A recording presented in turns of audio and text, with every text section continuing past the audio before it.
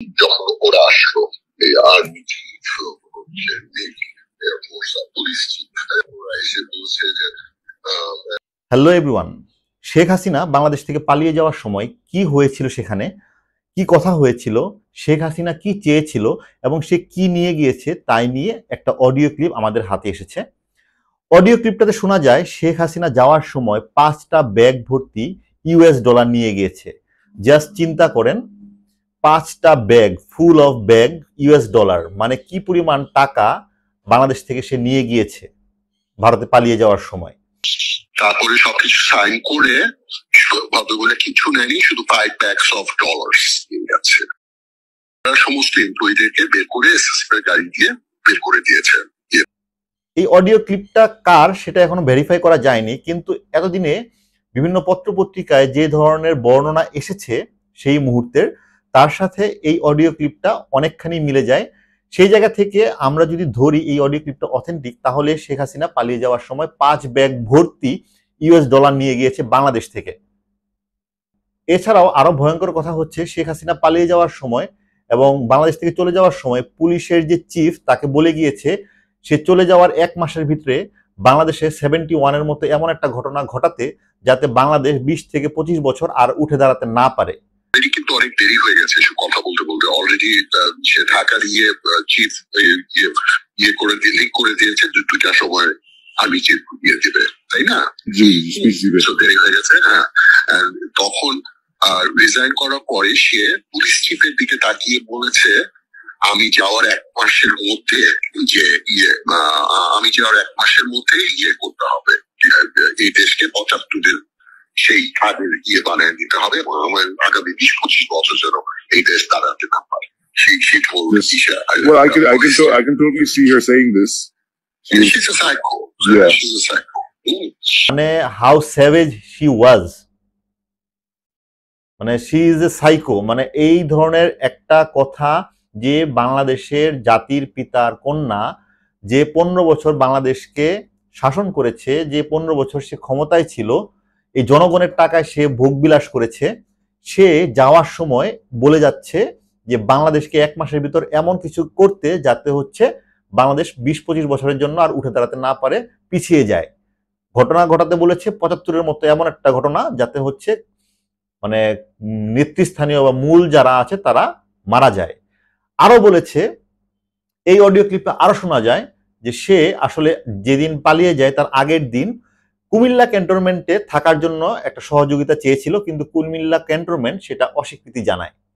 এবং পরবর্তীতে পরের দিন যখন আর্মি তার দলবল নিয়ে আসে এবং এসে যখন সিচুয়েশন বলে, তখন শেখ হাসিনা তার যে প্রোটোকল এসএসএফ তাদেরকে বলে গান রেডি রাখতে, যদি কোনো কিছু উল্টাপাল্টা হয় সবাইকে গুলি করে মেরে ফেলতে। এবং শেখ হাসিনা যখন কোনো কিছুতে মানছিল না, তখন কিন্তু এই আর্মি চিফ সরাসরি শেখ হাসিনার মাথায় বন্দুক ঠেকায় এবং বলে যে আপনার এখনই সাইন করতে হবে, আদারওয়াইজ এই পাবলিক এসে আমাকেও মেরে ফেলবে এবং আপনাকেও মেরে ফেলবে। তখনও যখন সে রাজি হচ্ছিল না, তখন শেখ রেহানাকে পাশের রুমে নিয়ে যেয়ে তাকে বোঝানোর চেষ্টা করা হয় এবং পরবর্তীতে জয়কে বিদেশে ফোন দেওয়া হয় এবং জয় কিন্তু ফোনে এই আর্মি চিফকে অকথ্য ভাষায় গালিগালাজ করে এবং বলে, হুমকি দেয় যে সে রিটায়ারমেন্টে গেলে তার খবর আছে, তাকে পেলে বসে তার মা শেখ হাসিনা এত বড় জায়গায় নিয়ে এসেছে। মানে আপনারা জাস্ট বিশ্বাস করেন, সে যাওয়ার সময় 5 ব্যাগ ভর্তি টাকা নিয়ে গিয়েছে এবং সে যাওয়ার পরেও এই জাতিকে পঙ্গু করে দিতে চেয়েছিল, করে দিতে চেয়েছিল 75-এর মতো এমন একটি ঘটনা যাতে হচ্ছে বাংলাদেশ পিছিয়ে যায় 25 থেকে 30 বছর। সেলুট আপনার ভালোবাসাকে, সেলুট আপনার দেশপ্রেমকে। যাই হোক, এখন যেই হাতে রয়েছে, নিরাপদ হাতে রয়েছে এই যে সরকার, আশা করব তারা এই ইনফ্রাস্ট্রাকচারগুলো ঠিক করে দিয়ে, একটা নির্বাচন কাঠামো ঠিক করে দিয়ে তবেই তারা যাবে, যাতে হচ্ছে পরবর্তীতে এমন কোনো শাসক আর তৈরি হতে না পারে বাংলাদেশে। আর শেখ হাসিনা যে শিক্ষাটা দিয়ে গেল, সে আসলে শিক্ষা দিয়ে যায়নি, সে আসলে শিক্ষা নিয়ে গিয়েছে। এই ঘটনাগুলোর মধ্য দিয়ে তার যে রাজনৈতিক ইতিহাস কালো হয়ে গেল, এই কালো অধ্যায় থাকবে আজীবন। সারা জীবন যাই করেছে লুকিয়ে লুকিয়ে বা মানুষকে ভালো সেজে, মানুষের কাছে ভালো সেজে যাই করুক না কেন, শেষমেশ সে তার আসল পরিচয় দিয়ে গেল। খারাপ লাগে বঙ্গবন্ধু শেখ মুজিবুর রহমানের জন্য, বিকজ যে কিনা বাংলাদেশটাকে স্বাধীন করার জন্য এত অবদান রাখলো, তার কন্যা যাওয়ার সময় তাকেও শেষ করে দিয়ে গেল। যে you should step down now, আপনার কাছে আর এখন কোনো ইয়ে নেই। দেখলে প্রথম নাকি চলছে, তোমরা কি করতেছো এখন পর্যন্ত সবকিছু কন্ট্রোলে না কেন? কি হয়েছে? হ্যাঁ, মানে এখনো কেন ইয়ে?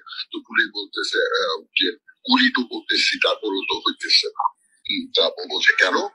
আমার সেকেন্ড মিটিং এ আসে না, ওই মিটিং রুমটাতে SSF এর ওরা 8-10 জন ছিল, যে ওদের সবাইকে বলেছে যে কিপ ইউর গান রেডি, উল্টাপাল্টা দেখতে শুট করতে। দে হ্যাড দেয়ার মানে রিভলভার এন্ড এভরিথিং রেডি, মানে লোডেড। আর এদিক থেকে আমি চিপকে ঢুকছে যাদেরকে নিয়ে, যখনই ভদ্রমহিলা উত্তেজিত স্বরে কথা উঠছে, they just loaded their gun. Oh, so it went to that level? She was in gunpoint.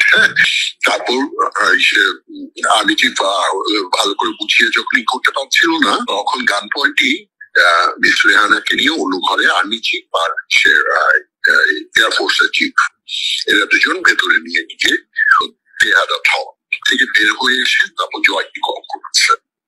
Joy speaker ফোনে আর্মি চিফকে একদম ধুয়ে দিয়েছে, বেইমান তুই, হ্যাঁ তোরে আমার মাই এত উপরে তুললো, চিন্তা করিস না, একদিন এটা করবি না, তোরও তো সে বউ বাচ্চা আছে, এই ধরনের কথাটা বলতেছিল।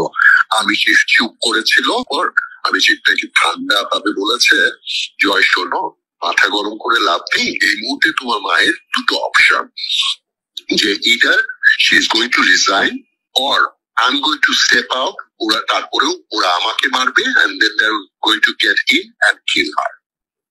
The two option. জয়রা কিছুক্ষণ চুপ করে থেকে তারপর বলে কি, আচ্ছা ঠিক আছে, যা করার করে। They already took bags full of resignation papers, অনেক papers, so তারপর they signed all of them. তারপর ওগুলো সব খুলে দিয়ে গণভবনের গেট খুলে দিয়েছে। সো ওই দিক থেকে মানুষ ডিস্ট্রাক্টেড হয়ে এইদিকে ঢুকছে, আর ওরা এই দিক দিয়ে বের হয়ে চলে গেছে। সো দে ওয়েন্ট টু তেজগাঁতে আসলো। এর মধ্যে এয়ার চিফ যে কার্গো প্লেনটাকে অলরেডি আগরতলা পাঠিয়ে দিয়েছে। They got into the chopper and went to Ganabhaban. প্রেসিডেন্টের সাথে দেখার পর প্রথম কথা বলছে, তোমাকেও কিন্তু আমি তুলেছি।